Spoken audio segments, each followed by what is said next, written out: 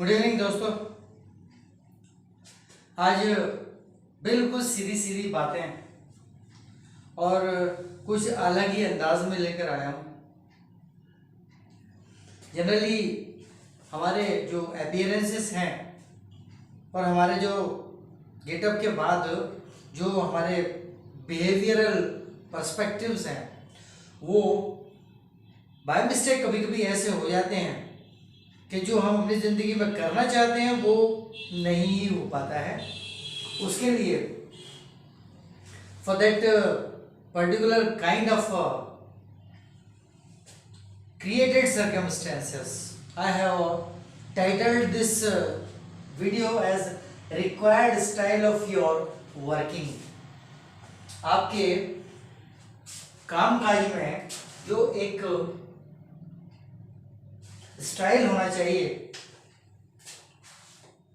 उससे आपको इवन अपने जूनियर से भी सीखने को मिल जाए, क्योंकि कभी कभी ऐसा होता है कि आप अपने अपीयरेंस से बहुत सीनियर दिखाई देते हैं, साथ साथ आपका जो एटीट्यूड है वो उस सीनियरिटी को और ज़्यादा बढ़ा देता है, तो आप जो करना चाहें वो नहीं कर पाते हैं।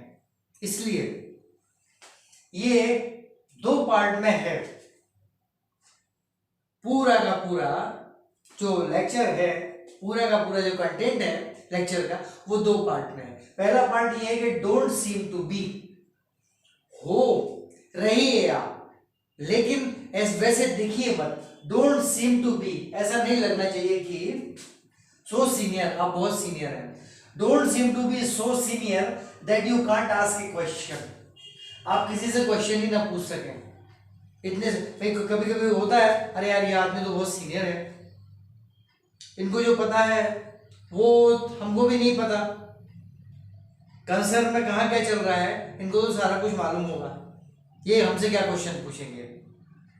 नो, ऐसा नहीं होना चाहिए। आप उसके वर्क स्टेशन पर जाते हैं, अगर उसको मॉनिटर करते हैं तो आप उससे क्वेश्चन पूछ सकें।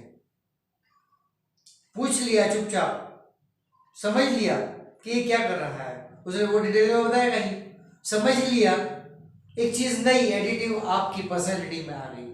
सो don't seem to be first में so senior that you can't ask a question, आप आज क्वेश्चन ना पूछ सकें, इतने सीनियर मत लगिए। इसके दूसरा पार्ट ये है कि so don't seem to be so knowledgeable that you can't learn things, इतने नॉलेजेबल भी मत दिखिए। कभी कभी चीजों को देखते हैं, एक उजड़ती नजर देख लिया और टाल दिया, लोगों को क्या लगता है कि इसको बहुत नॉलेज है यार, ये क्या सीखेगा, ये तो इससे तो हमें सीखना चाहिए। No, that's wrong. So don't seem to be so knowledgeable, देखने में इतने नॉलेजेबल होना चाहिए, ऐसे सीनियर भी होना चाहिए, सीनियरिटी भी दिखना चाहिए, लेकिन उसके साथ साथ एक एटीट्यूड और हो, don't seem to be so senior that you can't ask a question, and second one, don't seem to be so knowledgeable that you can't learn things. अगर कोई आदमी काम कर रहा है तो गौर से देखिए, जरूरत पड़े तो उसके पास जाइए, उसके स्टाइल को गौर से देखिए, ताकि उसमें कोई चीज जो आप ना सीख सके हो वो आपको पकड़ में आ जाए। So this is the very first part, not least, first भी है और कम नहीं है किसी से। You don't seem to be so senior that you can't ask a question, and don't seem to be so knowledgeable that you can't learn things, आप चीजों को ना सीख सकें। क्यों? बिकॉज उसका कारण दिया हुआ है।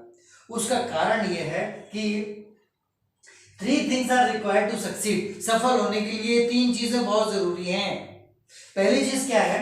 One better than us from whom we can learn, हमसे कोई बेटर होगा उसी से सीख सकेंगे। So 3 things are required to succeed, सफल होने के लिए ये 3 चीजें बहुत जरूरी हैं। Number one better than us, one यानी कोई एक आदमी, कोई एक ऐसा आदमी, one better than us from whom we can learn, हमसे कोई बेटर हो जिससे हम सीख सकें। Second one inferior than us whom we can let learn from us, हमसे कोई कम हो थोड़ा सा इंफीरियर का मतलब ये है एक्सपीरियंस वाइज कम हो, नॉलेज वाइज जो भी है, एक्सपीरियंस वाइज कम हो, उसने उतना काम ना किया हो, तो one inferior than us from whom we can let learn from us, from यहां नहीं लगेगा, one inferior than us whom जिसको हो कि we can let learn from us, अपने से सीखने का मौका दे दे।